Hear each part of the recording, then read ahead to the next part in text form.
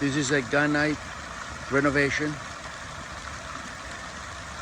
done in Brookville, New York.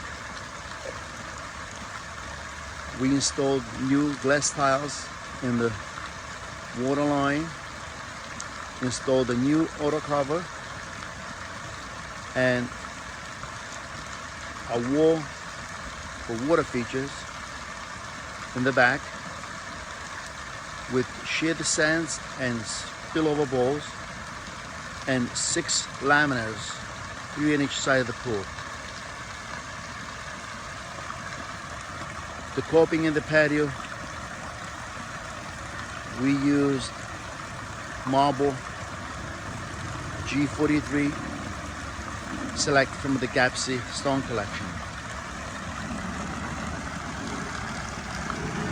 Also, the benches and steps in the pool were aligned with the tiles that were used in the pool.